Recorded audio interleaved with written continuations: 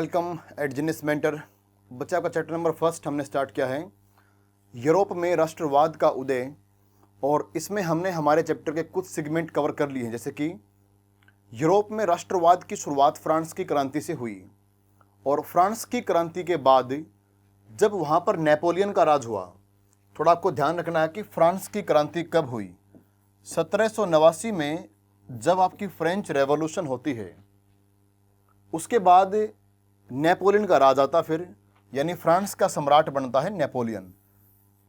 इस क्रांति के बाद जितने भी बदलाव हुए थे, मोस्टली सारे वो डेमोक्रेसी को लेकर थे, राइट टू वोट वगैरह, कि पुरुषों को राइट टू वोट मिला। तो इस प्रकार के हमने कुछ से डेमोक्रेटिक चेंज यहाँ पर देखे। लेकिन जब नेपोलियन ने यहाँ पर राज किया तो उसने यूरोप के कई देशों को अपने अंडर में करना चाहा, यानी कई भागों जीतना चाहा। जब नेपोलियन ने कई भाग जीते, उसने वहां पर एक अपना सिविल कोड लागू किया, जिसको आप कहते हैं 1804 का नेपोलियन का सिविल कोड। इस सिविल कोड में पहली बार जो है यूरोप में एक कॉमन मेजरमेंट, कॉमन आपका वेट सिस्टम लागू होने वाला था। यानी जहां तक भी नेपोलियन का शासन गया, जिन जिन भागों पर उसने अधिकार किया, उन सारे भागों पर उसने एक कॉमन सिस्टम को वहां पर अप्लाई किया। जैसे कि मेजरमेंट की प्रणाली एक समान की, माप तोल की प्रणाली सारी एक समान की, उस तरह की कुछ बातें और भी थी। और ये सारे चेंज ऐसे थे जिसने यूरोप के जो लिबरल्स थे या यूरोप के जो सुधारवादी जो लोग थे, यूरोप के सुधारवादी लोग, इन सुधारवादियों के दिमाग में कई प्रकार के जो है सवाल खड़े किए। जब नेपोलियन की हार होती है वाटरलू की लड़ाई में या उससे पहले भी, तो इन सारे सुधारों को अब ये देखना था कि सारे यूरोप में इसको जो है कंटिन्यू किया जाए, या फिर इन सारे इंप्रूवमेंट्स को जो उसने किए थे उस टाइम पर, क्या वो सारे खत्म कर देने चाहिए। 1815 का जो वर्ष था, जब नेपोलियन की वाटरलू की लड़ाई में हार होती है, उसके बाद यूरोप में कुछ और क्रांतिकारी परिवर्तन भी आते हैं। कुछ व्यक्तियों ने सलाह दी कि जो नेपोलियन ने किया उसको हमें सबको खत्म कर देना चाहिए, जबकि कुछ व्यक्तियों के इसमें सुझाव ये थे कि उन्होंने एडवाइस की कि नहीं, कुछ बातों को रख लेते हैं और अपने फायदे के हिसाब से इसको हम यूज करते हैं। तो लास्ट में हमने जो पढ़ा था, देखो बच्चे, वो यहां तक आए थे हम कि लिबरल के अनुसार जो है राष्ट्रवाद क्या था। जिस राष्ट्रवाद की शुरुआत यूरोप में हो चुकी थी, उस राष्ट्रवाद के मायने क्या थे। अगर इस राष्ट्रवाद को हम देखें इनके नजरिए से, पॉलिटिकली देखें, तो उदारवादियों की नज़र में राष्ट्रवाद का अर्थ ये था, अगर हम राजनीति की बात करते हैं, कि सरकार ऐसी बने जो सबकी सहमति पर आधारित हो। इसका अर्थ आप ये निकाल सकते हैं कि जो है गवर्नमेंट इस प्रकार की होगी कि जनता उसको चुनेगी, या जनता के द्वारा चुने गए प्रतिनिधि वे उनके ऊपर शासन करने वाले हैं। इन्होंने प्राइवेट प्रॉपर्टी की डिमांड भी की कि भाई प्रॉपर्टी वाला जो कंसेप्ट है उसको आप खत्म ना करें, क्योंकि अगर प्रॉपर्टी प्राइवेट का कंसेप्ट रहेगा तो ये जितना भी आपका ट्रेड वगैरह है, ट्रेड, कॉमर्स, या जो आपके प्राइवेट फील्ड थे, उनको ग्रोथ करने का अवसर मिलेगा। अगर हम और आगे इनके पॉइंट देखें तो यूनिवर्सल सफरेज की इन्होंने बात की, लेकिन यहां पर एक छोटा सा पॉइंट मिस है कि वो जो यूनिवर्सल सफरेज था, सबको जो वोट का अधिकार था, इसमें सब में पुरुष नहीं है, क्या नाम, महिलाएं नहीं है, बल्कि सारे पुरुष वगैरह थे।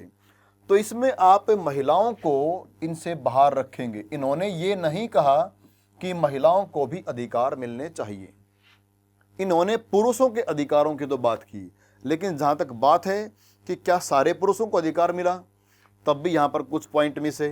देखो, जो राइट टू वोट है and to get elected was granted only to property owning man. तो यहां पर जो है, चाहे आप फ्रांस की क्रांति के बाद की बात देखते हैं या फिर आप नेपोलियन के बाद की बात देखते हैं, उन सब में एक कॉमन चीज ये है कि जो राइट टू वोट मिला है वो सिर्फ उन पुरुषों को मिला है जिनके पास प्रॉपर्टी थी। Man without property and all women were excluded from political rights. तो इनको ये अधिकार नहीं मिले थे। दूसरा जो है, जो नेपोलियन कोड था, अब उसकी यहां पर आती बात कि नेपोलियन कोड ने तो उल्टा महिलाओं को बहुत ही डिग्रेड कर दिया था। उसके अनुसार तो महिलाएं सक्षम नहीं हैं, महिलाओं को अपने पिता या फिर अपने पति के जो है अंडर में ही काम करना होगा। तो ये इनकी कुछ डिमांड थी उस समय जो उदारवादी चाहते थे। अब देखें, अगर हम बात करें इकोनॉमिक स्फीयर में आर्थिक रूप से इस राष्ट्रवाद के मायने क्या थे, तो फ्रीडम ऑफ मार्केट का हमने जिक्र किया था। उसके अलावा जो कन्फेडरेशन था जर्मनी का 39 राज्यों का, नेपोलियन के द्वारा जो ये परिवर्तन किया गया था कि सारे छोटे छोटे राज्यों को मिलाकर एक बड़ा राज्य बनाया गया था, उसको बोलते हैं the confederation of 39 state of German. तो उसको बरकरार रखा गया। तो इस तरह की बातें जो है वो यहां पर हम पढ़ चुके हैं। एक कॉमन मेजरमेंट ऑफ क्लॉथ जो था उसकी डिमांड यहां पर हुई कि भाई अगर सारे देश में हमने ट्रेड को, मर्चेंट को बढ़ावा देना है तो ये तब तक पॉसिबल नहीं है जब तक पूरे देश में एक प्रकार का जो है रूल फॉलो नहीं होता।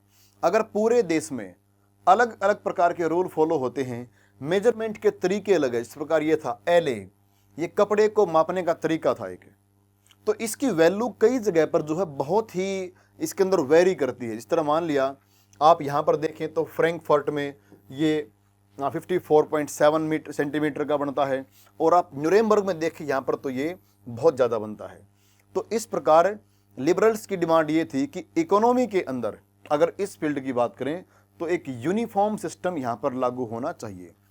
तो इस प्रकार आप राष्ट्रवाद के मायने हर फील्ड में आप देखते हैं।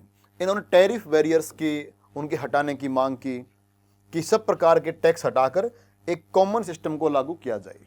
उसके बाद हम लास्ट में यहाँ पर थे कि एक अर्थशास्त्री थे जिनका नाम था फ्रेडरिक लिस्ट।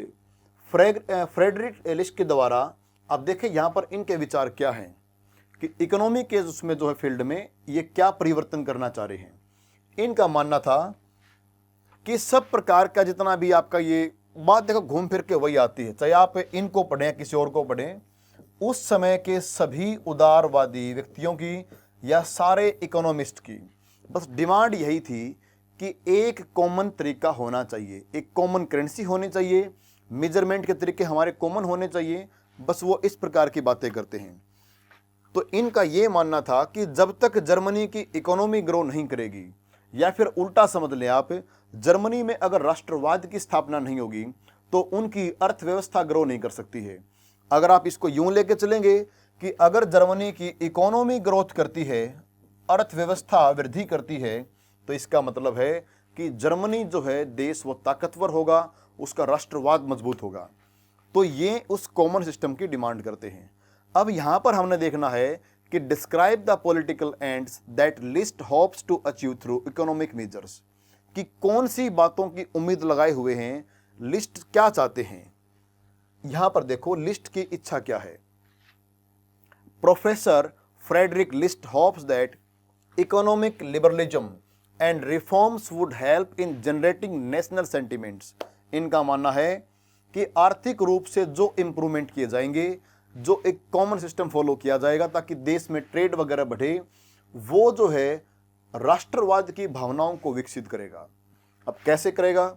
जैसे कि ये बात करते हैं कि फ्रीडम ऑफ इंडिविजुअल यहाँ पर होना चाहिए, इसकी उम्मीद लगाए हुए हैं कि जब एक राष्ट्रवाद की तरफ आप चलते हैं, पूरे देश को आप एक इकाई मान के चलते हैं, तो उसमें जरूरी है कि हर व्यक्ति को काम करने की छूट होनी चाहिए, उसको अपने बोलने की आज़ादी होनी चाहिए, अपने हिसाब से वो काम कर सके, कानून की नज़र में सारे व्यक्ति बराबर हों, प्राइवेट प्रॉपर्टी वाला कंसेप्ट होना चाहिए, गवर्नमेंट बाय कंसेंट होनी चाहिए, उसके अलावा एंड ऑफ अरिस्टोक्रेसी हो। देखो अगर मान लिया गवर्नमेंट बाय कंसेंट होगी तो इसका मतलब है अरिस्टोक्रेसी का तो अंत करना ही पड़ेगा। अरिस्टोक्रेसी जो है इसका अर्थ यह निकलता है कि कुछ विशेष वर्ग के व्यक्तियों के पास कुछ अधिकार हों। अगर आप सरकार ऐसी बनाते हैं जो सबकी सहमति से बने, तो इसका अर्थ ये हुआ कि कुछ व्यक्तियों को आप विशेष अधिकार क्यों देंगे? जब सारे बराबर हैं, जब कानून की नज़र में सारे व्यक्ति बराबर हो चुके, तो फिर इनको अधिकार क्यों मिलेंगे? उसके अलावा एक ऐसा संविधान हो और उसी संविधान के तहत हमारी सरकार बने और पार्लियामेंट बने। तो यहां पर जो फ्रेडरिक लिस्ट हैं वो इस प्रकार की जो ये होप्स हैं उनके दिमाग में हैं कि इनको जो है अगर हम लागू कर देते हैं, अगर ये चीज़ें हम लेकर चलते हैं, तो इससे हमारे देश की अर्थव्यवस्था मजबूत होगी और हमारे देश में राष्ट्रवाद की भावना भी मजबूत होगी। तो अगर आपसे क्वेश्चन पूछता है कि भाई लिस्ट के अनुसार बताइए, अगर ये सेम क्वेश्चन आपके एग्जाम में आता है तो आप ये वाले पॉइंट यहाँ से उठाकर लिख सकते हैं कि वो इन बातों की उम्मीद कर सकते हैं। देखो कॉमन सी बातें हैं। अगर आप ये सोचें, आपको याद, मान लिया बच्चे होते कि याद ना हो जी, हमें याद नहीं होते कि कौन कौन से पॉइंट बताए थे। सिंपल बात है बच्चों, देखो आप चाहते हैं कि आप एक उदारवादी व्यक्ति हैं। सोचिए कि आप एक उदारवादी व्यक्ति हैं, आप हैं लिबरल। लिबरल कौन होता है? लिबरल उस व्यक्ति को बोलते हैं जिसके विचार सबकी भलाई के लिए हों। उदारवादी, उदार का मतलब क्या होता है? जो औरों के प्रति उसका नजरिया नरम स्वभाव का हो। अगर आप उदारवादी व्यक्ति हैं तो आप चाहेंगे कि हर व्यक्ति को अधिकार मिले। हर व्यक्ति को अधिकार मिले तो इसका मतलब है फ्रीडम ऑफ इंडिविजुअल। उदारवादी व्यक्ति कभी नहीं चाहेगा किसी का बुरा हो या कोई किसी को आप कम समझें। अगर इसने देश में इंप्रूवमेंट करना है, आप उदारवादी हैं और आपको देश का विकास करना है, भारत देश का अपने विकास करना है, तो आप चाहेंगे कि हर व्यक्ति को कानून के नजर में बराबर समझा जाए, तभी तो वो देश के प्रति जुड़ेगा। अगर आप एक खास ग्रुप के व्यक्तियों को इस प्रकार ट्रीट करते हैं कि वो इस देश के नागरिक ही नहीं हैं, जब आप उनको नागरिक ही नहीं मानेंगे, उनको आप पूरे अधिकार नहीं देंगे, तो उनकी राष्ट्र में भागीदारी कैसे होगी? राष्ट्र का विकास करना है, नेशन का विकास करना है, तो जरूरी है सबको अधिकार मिले, कानून की नज़र में सारे बराबर हों और प्रॉपर्टी जो है उसका राइट सबके पास होना चाहिए। क्योंकि अगर सबके पास प्रॉपर्टी का राइट होगा तो सभी व्यक्तियों में कहीं ना कहीं इसको जो है अपने पास रखने के प्रति जिज्ञासा पैदा होगी और वो अपना खुद का काम भी कोई कर सकते हैं। अगर उनको लगेगा कि भाई सारी प्रॉपर्टी किसी एक व्यक्ति के पास है, गवर्नमेंट के पास है, तो फिर उनमें वो आगे बढ़ने वाली जिज्ञासा कैसे आएगी? अगला पॉइंट जो है, सरकार आप सहमति से बनाएंगे। उदारवादी कभी नहीं चाहेगा कि सरकार केवल एक व्यक्ति या एक ग्रुप के द्वारा चलाई जाए, वो चाहेगा कि सबकी भागीदारी हो। जब वो सबको बराबर का अधिकार दे रहा है तो सरकार भी तो सबकी बराबरी से ही बनेगी। उसके अलावा जो है, अगर उदारवादी आप हैं तो आप चाहेंगे कि किसी व्यक्ति को विशेष अधिकार ना मिलें। विशेष अधिकार आप क्यों दिलवाना चाहेंगे किसी को? क्योंकि आप तो सबको बराबर मान के चलते हैं। तो इसलिए जो है, बस एक बात ध्यान रखना है, जब भी आप एग्जाम में बैठे अगर इस प्रकार का प्रश्न हो तो सबसे पहले उसको अपने ऊपर लागू करना है कि अगर मैं उस जगह हूं, मैं एक उदारवादी हूं, तो समझना कि उदारवादी व्यक्ति कौन होता है। तो अपने आप जो है इसका आंसर आपके सामने आ जाएगा। चलो इससे आगे चलते हैं। नेक्स्ट है कि 1815 के बाद, देखो जो मैंने आपको बताया कि नेपोलियन की जब हार हुई, तो नेपोलियन की हार के बाद कई तरह के विचार थे कि क्या नेपोलियन की बातों को स्वीकार किया जाए या नेपोलियन जा चुका है उसकी बातों को खत्म कर दिया जाए। अब देखो यहीं पर एक चर्चा शुरू होती है, उसको आप कहते हैं न्यू कंजर्वेटिज्म आफ्टर 1815। 1815 के बाद जो घटनाक्रम आप यूरोप में देखते हैं, खास तौर पे आप जो फ्रांस में देखते हैं और उसके अड़ोस पड़ोस में, उसको बोलते हैं आप एक नए टाइप का कंजर्वेटिज्म। रूढ़िवाद तो है, वो रूढ़िवाद तो है, लेकिन एक नए प्रकार का है। पहले समझो इस चीज को कि कंजर्वेटिज्म का मतलब क्या होता है। एक ऐसा व्यक्ति जो कंजर्व विचारों का हो, जो कंजर्व विचारों का हो, जो अचानक से परिवर्तन का विरोध करे, जिसका मानना है कि अगर चेंज आए तो परंपरा को ना छोड़ें, जो अपनी परंपरा, वर्षों पुरानी परंपरा, वर्षों पुराने तरीके, उन्हीं बातों को पकड़कर चलता रहे और चेंज करने के जो है मूड में बहुत कम हो, उसको आप कहते हैं कंजर्वेटिज्म की रूढ़िवादिता। दूसरी तरफ आपके सामने होता है उदारवाद। ये उदारवाद जो है इसके अलग होता है, इससे उलट होता है। उदारवाद चाहता है कि परिवर्तन आए, चीजें बदलें और नए जमाने के हिसाब से उसको देखा जाए, जबकि ये हर चीज को जो है, हर चीज को एक पुराने तरीके से देखते हैं। उनकी नजर जो है उनके अतीत में, उनके पास्ट में होती है। अब यहां पर देखते हैं कि अगर नए प्रकार का कंजर्वेटिज्म आया है तो ये क्या चाहेगा। देखो, following the defeat of Napoleon in 1815 European governments were driven by a spirit of conservatism. तो 1815 के बाद जब यानी इसकी नेपोलियन की हार हुई थी, तो उसके बाद पूरे यूरोप में इस प्रकार के विचार देखे गए कि रूढ़िवादिता। अब देखो इस चीज का अर्थ क्या निकला। Conservatives believed that established traditional institutions of state and society like the monarchy, the church, the social hierarchies, property and the family should be preserved. इनका मानना क्या है कि कंजर्वेटिव जो है, कंजर्वेटिव वो ये मानते हैं कि भाई जितनी भी चीजें हैं पुरानी, आपका सरकारी संस्थाएं, उसके अलावा जो है चर्च, राजाओं का राज, सामाजिक जो ताना बाना है कि कौन ऊपर था कौन उसके बाद आता है, मतलब ये होता है कि समाज में ज़्यादा इंपॉर्टेंस किसकी है, कि चर्च की है, उसके बाद किस व्यक्ति को माना जाए। उसके अलावा प्रॉपर्टी, फैमिली, उन्होंने इन बातों के ऊपर जोर दिया कि ये जो चीज़ें हैं इनको हमें रखना है बचाकर। तो नए टाइप का जो कंजर्वेटिज्म आया 1815 के बाद, उसने सोचा कि हमें इन चीज़ों को दोबारा से बचाना होगा, हमें राजाओं के अंडर में रहना है, हमें चर्च की बात माननी है, हमें समाज का जो पहले ताना बाना था उसको फॉलो करना है। जिस तरह आप भारत में देखते हैं तो भारत में पहले क्या हुआ करता, ब्राह्मण, क्षत्रिय, वैश्य, शूद्र, इस प्रकार। तो ये कहते हैं कि समाज का ताना बाना मतलब जो उनके हिसाब से है कि उसी प्रकार हो जो पहले हुआ करता, और चर्च की वैल्यू मान के चलते हैं ये। Most conservatives however did not propose a return to the society of pre revolution days. देखो बहुत सारे जो यहाँ पर कंजर्वेटिव हैं उन्होंने क्या किया, did not propose a return.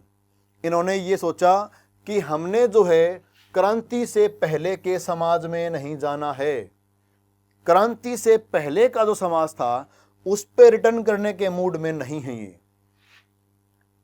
Rather they realised from the changes initiated by Napoleon that modernisation could in fact strengthen traditional institutions like the monarchy.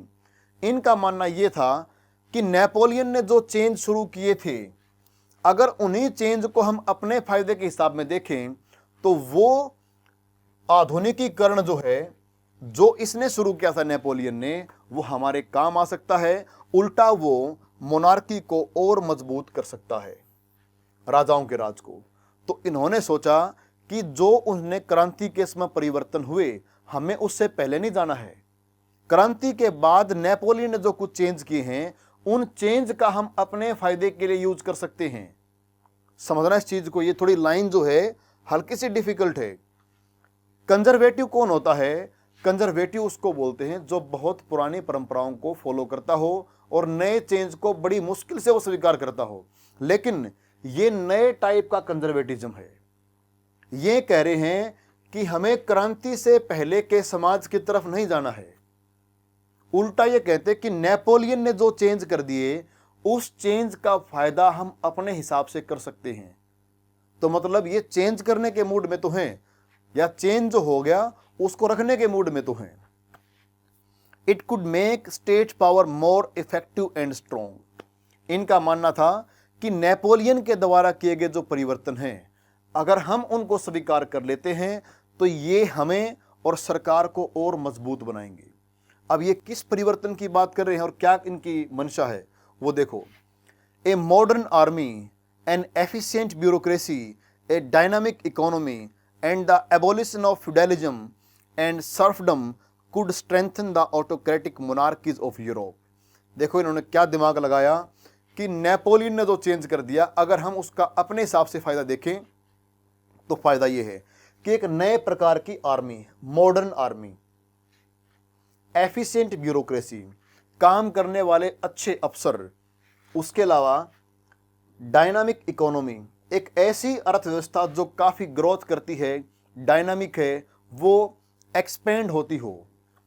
अब देखो मान लिया कि जो इनकी इकोनॉमी है अगर वो एक्सपेंड हो रही है, उसका विस्तार हो रहा है इकोनॉमी का, तो नए नए रोजगार के अवसर आएंगे। रोजगार के अवसर होंगे, नया बिजनेस फैलेगा और नए रोजगार के अवसर निकलेंगे, तो उससे तो उल्टा इनकी आमदनी होनी है। ये बहुत दिमाग लगाया इन्होंने कि नेपोलियन के चेंज को स्वीकार कर लेते हैं। द एबोलिशन ऑफ फ्यूडलिज्म, अगर फ्यूडलिज्म का अंत होगा तो भी इनको फायदा होने वाला है। कई बार क्या होता था, देखो फ्यूडलिज्म क्या होता है, मैंने पिछली आपकी क्लासों में इसका जिक्र भी किया है, इसको बोलते हैं सामंतवाद। देखो बच्चे, सामंतवाद क्या होता है?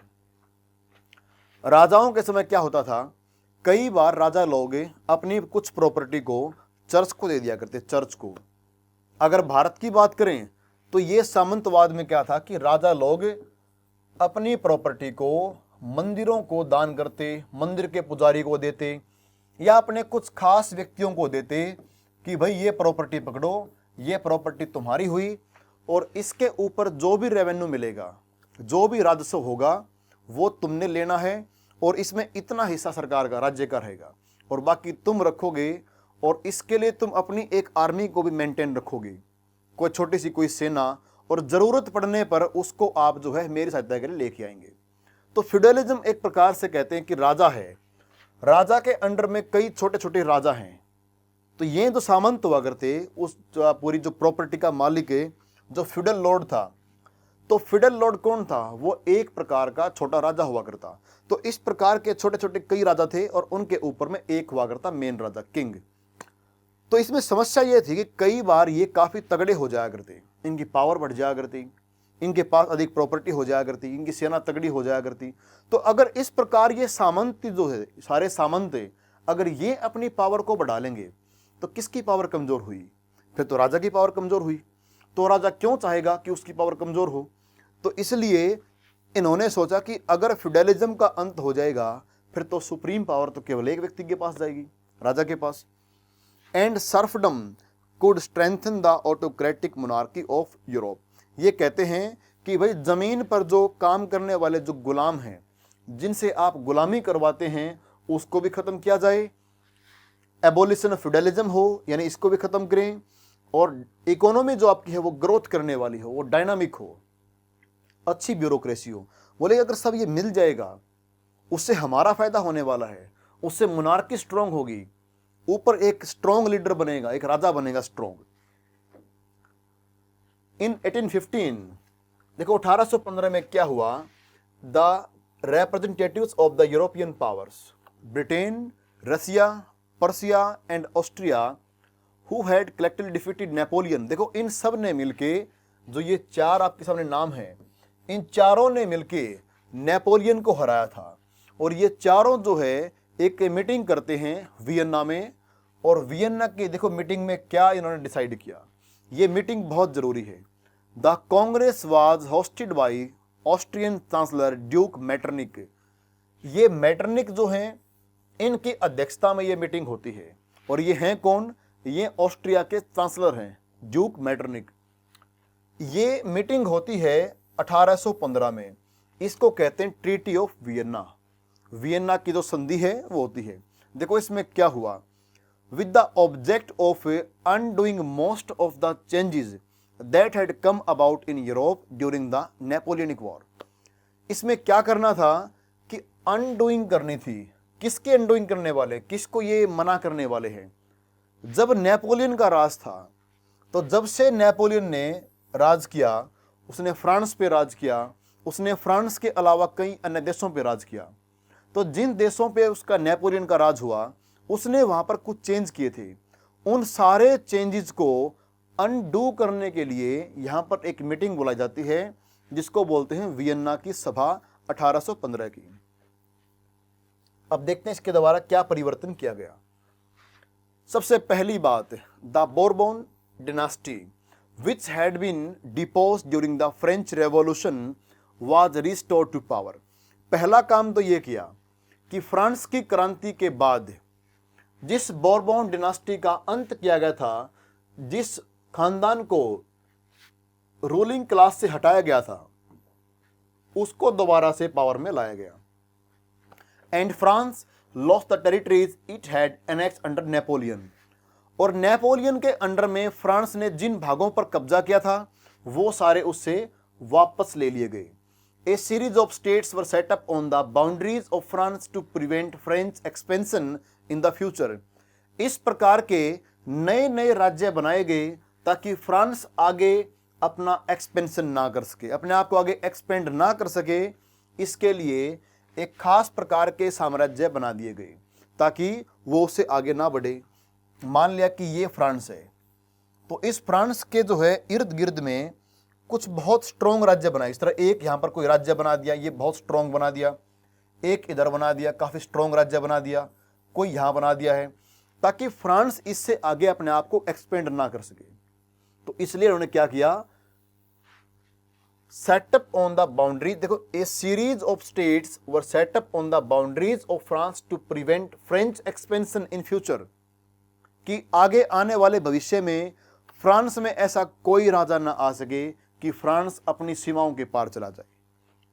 दस the kingdom of the Netherlands, तो उस प्रकार पहला तो ये बना kingdom of the Netherlands which included Belgium was set up in the north and Genoa was added to the Piedmont in the south। देखो यहां पर क्या होता है, नीदरलैंड का एक साम्राज्य यहां पर मजबूत किया गया, जिसके अंदर बेल्जियम को भी रखा गया, और ये कहां पर हैं, ये रखे गए उसके नॉर्थ में। तो फ्रांस के नॉर्थ में नीदरलैंड के साम्राज्य को मजबूत किया गया। Persia was given important new territories in its western frontier while Austria was given control of the northern Italy। तो एक तो पर्सिया को जो है साथ में कुछ नई टेरिटरी सौंप दी गई जो कि उसके वेस्टर्न फ्रंटियर के साथ साथ थी। उसके अलावा ऑस्ट्रिया को दिया गया इटली, नॉर्दर्न इटली जो है उसका पूरा जो सिस्टम, पूरा कारोबार है या पूरा उसकी सरकार का ढांचा, वो जो है वो ऑस्ट्रिया को सौंप दिया गया। तो इस प्रकार इन सारे देशों ने मिलकर क्या किया, फ्रांस को चारों तरफ से घेर लिया है, और फ्रांस के चारों तरफ में इस प्रकार के साम्राज्य इन्होंने विकसित कर दिए हैं ताकि फ्रांस आगे चलकर अपना और एक्सपेंशन नहीं कर सके। But the German confederation of 39 states that had been set up by Napoleon was left untouched. देखो इन्होंने अपने हिसाब में सारे काम किए हैं, जहां इनको लगा फायदा कि वो नेपोलियन के काम इनके फायदे में उसको रख लिया। 1815 की संधि में इतना ध्यान रखें, वे सारे काम यहां पर कैंसिल नहीं किए गए जो नेपोलियन ने किए थे। बहुत सारे काम कैंसिल हुए हैं, लेकिन आप इस बात को देखें, जर्मनी जिसमें 39 राज्यों का एक संघ था, वो उसको इन्होंने अनटच रख दिया। यानी नेपोलियन ने जिसको जैसा बनाया था वैसा इन्होंने इसको स्वीकार कर लिया। In the east Russia was given part of Poland, रूस को साथ में पोलैंड के जो हिस्से सौंप दिए गए। While Persia was given A portion of Saxony, और पर्सिया को एक जगह सौंप दी अलग से, उसको बोलते हैं सैक्सोनी। तो इन लोगों ने अपने जो है साम्राज्य को इस प्रकार बांट लिया ताकि फ्रांस जो है पावरफुल स्टेट ना हो सके। The main intention was to restore the monarchies that had been overthrown by Napoleon. बस यहां पर इनकी सारी बात आकर अटकती है कि इन्होंने ये चीज क्यों की, इनकी मेन इंटेंशन क्या है। इनका इरादा ये था कि नेपोलियन के अंडर में जिन जिन राजाओं को गद्दी से हटाया गया था और वो सारे फ्रांस के अंडर में डाले गए थे, उन सभी राजाओं को दोबारा से स्थापित करना था। The main intention was to restore the monarchies that had been overthrown by Napoleon and create a new conservative order in Europe। जो चेंज नेपोलियन ने किए थे वो बहुत क्रांतिकारी परिवर्तन थे। अब उन क्रांतिकारी परिवर्तनों से पीछे थोड़ा हटना था और इन्होंने एक प्रकार से कंजर्वेटिव ऑर्डर की स्थापना यूरोप में करनी थी। इसलिए नेपोलियन के बहुत सारी बातों को इन्होंने अंडू कर दिया, लेकिन जर्मनी को रखा वैसे का वैसा जो नेपोलियन ने बनाया था। 39 राज्यों का एक संघ, ये 39 स्टेट का एक संघ बनाया था। कंजर्वेटिव रेजिम्स सेटअप इन 1815 वर ऑटोक्रेटिक। अब देखो इन लोगों ने, इन सभी देशों ने मिलकर जो शासन तैयार किया है कि क्या होने वाला है, वो पूरे तरीके से ऑटोक्रेटिक है। इसका मतलब है जो डेमोक्रेटिक चेंज फ्रांस की क्रांति के बाद हुए थे वो सारे चेंज यहाँ पर खत्म कर दिए गए और पूरे तरीके से ऑटोक्रेसी की स्थापना की गई, यानी एक व्यक्ति का राज स्थापित किया गया। तो इन सभी जगहों पर इन राजाओं का राज होने वाला है। They did not tolerate criticism and dissent. Simple फंडा है, अगर आप इस वर्ड को समझते हैं कि ऑटोक्रेसी की स्थापना हुई है, तो ऑटोक्रेसी का मतलब क्या होता है? निरंकुशता, कि एक आदमी के पास सारी पावर है। जब सारी पावर एक आदमी के पास हो और उसको अपनी पावर को मेंटेन रखना हो, तो क्या करना चाहेगा? वो नहीं चाहेगा कि उसके खिलाफ कोई बोले, वो नहीं चाहेगा उसके खिलाफ कोई लिखे, कोई कुछ भी कहे, कोई संस्था बने, कोई व्यक्तियों का समूह बने, वो किसी को भी कतई स्वीकार नहीं करेगा। जब एक व्यक्ति के पास सुप्रीम पावर होती है, तो वो अपनी पावर को मेंटेन रखने के लिए हर प्रकार के हथकंडे अपनाता है। तो यहाँ पर ये बिल्कुल नहीं चाहेंगे कोई इनकी आलोचना करे, कोई इनकी बातों से असहमत हो, and sought to curb activities that question the legitimacy of autocratic governments. इन्होंने इन सब एक्टिविटीज को खत्म करवा दिया। कर्ब एक्टिविटी माने को काटना, खत्म करना। वे सारी गतिविधि जो उनसे सवाल करने वाली थी, मतलब यह है कि अब जो राजा बने हैं 1815 के बाद यूरोप में, चाहे वो आपके पर्सिया में है, चाहे वो आपका इसमें इंग्लैंड में है, या फिर आपका इसमें जर्मनी के अंदर है, या रसिया के अंदर है, ये जितने भी राजा जो 1815 के बाद आए हैं, ये पूरे तरीके से ऑटोक्रेटिक हैं। फ्रांस की क्रांति जो 1789 में हुई थी, उस क्रांति के बाद जितने भी चेंज हुए, या नेपोलियन के अंडर में जो कुछ भी चेंज हुए, कुछ अच्छे परिवर्तन भी हुए थे, उन सब को इन्होंने पीछे कर दिया और अब जो है ये ऑटोक्रेसी में आ चुके हैं। Most of them imposed censorship, laws to control what was said in newspapers, books, plays and songs, reflected the ideas of liberty, freedom. मतलब इन्होंने क्या किया? फ्रांस की क्रांति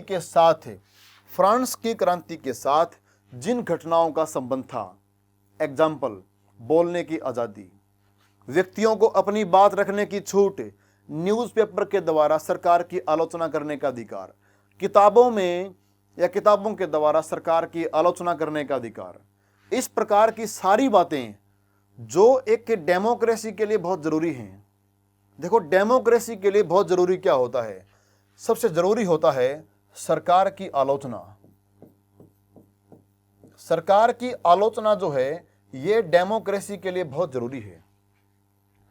जब तक आप गवर्नमेंट को क्रिटिसाइज नहीं करेंगे, जब तक आप गवर्नमेंट की बातों से नाराज नहीं हो सकते, उनकी आप नाराजगी जाहिर नहीं कर सकते, तब तक जो है एक गवर्नमेंट सही प्रकार से नहीं चल सकती।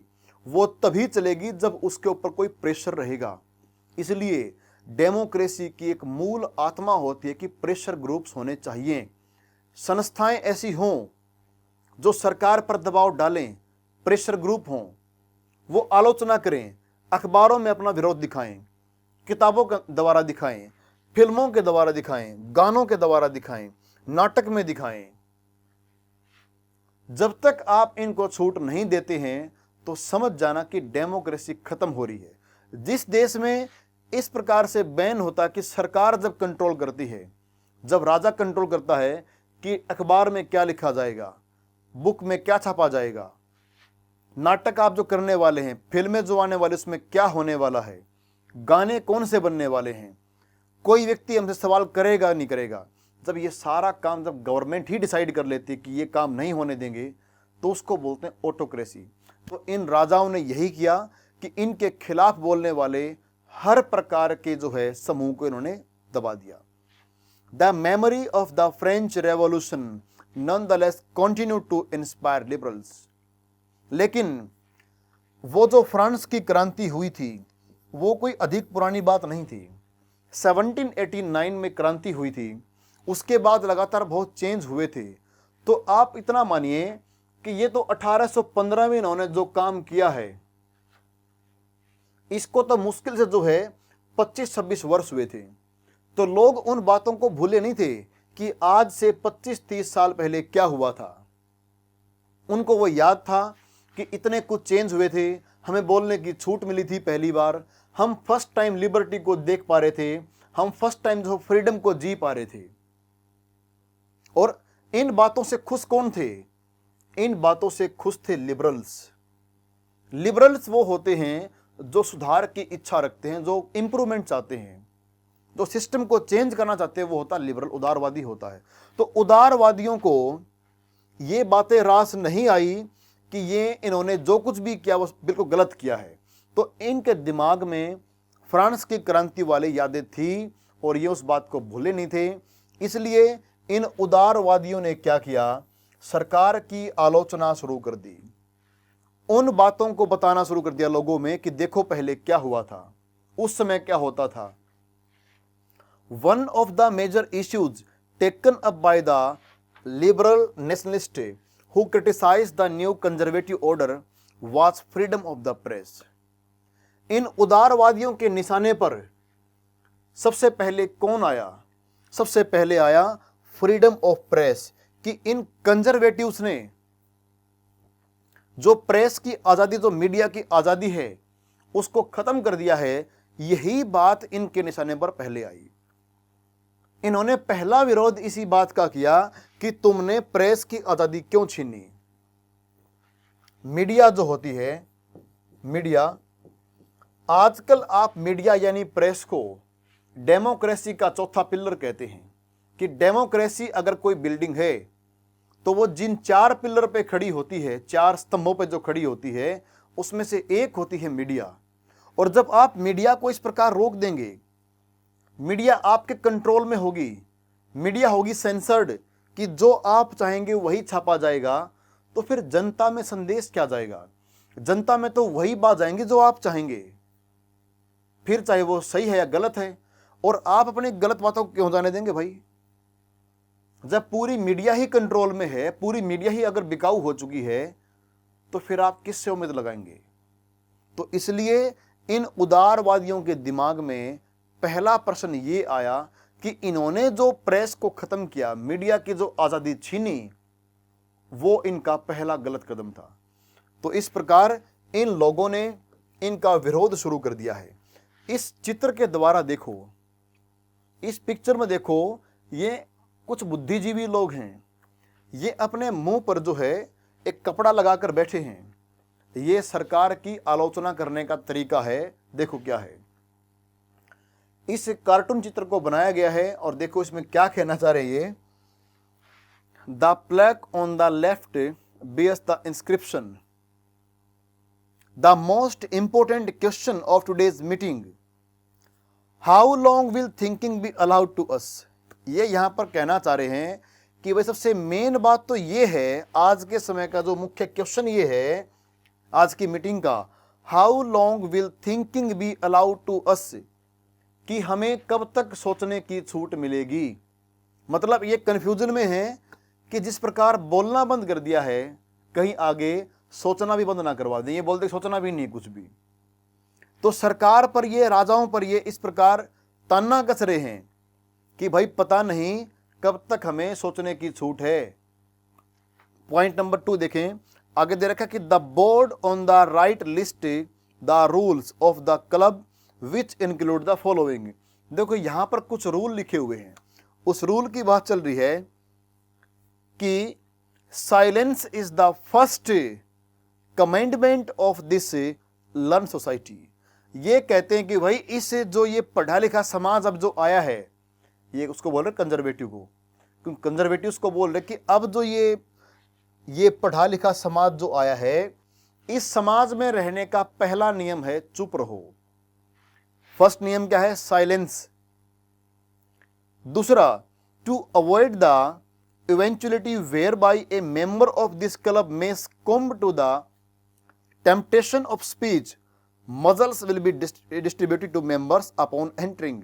ये कहते हैं कि कहीं गलती से कोई हमारा कोई मेंबर, हमारी मीटिंग में कोई मेंबर बोल ना जाए और भूल ना जाए कि बोलना नहीं था। इसलिए जब उन्होंने एंटर किया तो एंटर करते समय उनको इस प्रकार के मास्क बांट दिए गए कि तुमने इसको लगाकर बैठना है, कहीं गलती से कोई बोल ना दे। मतलब ये कहना चाह रहे हैं कि हमारी सरकार जो है, हमारा जो राज्य है, राजा है, वो हमें बोलने की छूट नहीं देता है, बोलने पर जेल होती है, क्योंकि ये हैं बुद्धिजीवी लोग। अगर ये बोलेंगे तो सरकार की आलोचना करेंगे, अगर ये बोलेंगे तो सरकार से सवाल करेंगे। पढ़ा लिखा व्यक्ति या तो भाई काम करता है और या क्रांति करता है, सिंपल सी बात है। या तो उस व्यक्ति के पास काम होता है, और जिस पढ़े लिखे के पास कोई काम नहीं होता तो वो सरकार को किसी काम का नहीं छोड़ता वो, तो ये फैक्ट है। तो इसलिए पढ़े लिखे व्यक्ति को तो काम पर लगा के रखना चाहिए, भाई तुम काम करते रहो, क्योंकि अगर वो बेकाम के रहे तो फिर वो किसी को भी काम का नहीं छोड़ेंगे। वो सबसे सवाल पूछेंगे, वो गवर्नमेंट से पूछेंगे बात बात पे कि क्यों किया आपने ये, इसके पीछे क्या कारण था, क्या बाकी समाज में ऐसा होता है, क्या ये बात प्रकृति के खिलाफ है। वो इस प्रकार के सवाल पूछेंगे। इसलिए ये पढ़े लिखे लोग जो हैं, ये बुद्धिजीवी लोग, ये जनता को संदेश देना चाह रहे हैं कि आज के समय पढ़े लिखे व्यक्ति के लिए सबसे मेन चीज ये समाज में रहने का कि चुप रहने का, बिल्कुल साइलेंस जो है ये जरूरी है, और कहीं कोई गलती से बोल ना दे। इसलिए जो है एंट्री करते ही सबको इस प्रकार का मास्क दे दिया गया ताकि वो चुप रहे, कहीं भूल ना जाए। कहीं उसको दिमाग में कि तो मैं पढ़ा लिखा हूं, मुझे बोलना है, भाई भूलना नहीं है, तुमने बोलना ही नहीं है। तो ये देखो यहां पर डिस्कस देखो हमने क्या करना है, what is the caricaturist trying to depict. देखो ये कैरिकेचर क्या होता है, ये बच्चों एक प्रकार का देखो कार्टून चित्र होता है।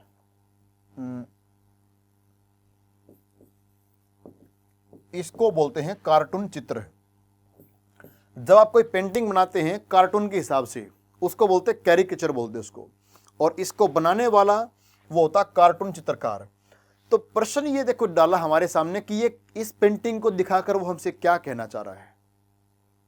इस पेंटिंग को बनाने वाला हमसे ये कहना चाह रहा है कि समाज में उस समय फ्रांस के लोगों में पढ़े लिखे जो व्यक्ति थे, जो बुद्धिजीवी लोग थे, इंटेलेक्चुअल क्लास थी, उसको बोलने की आज़ादी नहीं थी, यानी किसी को भी नहीं थी।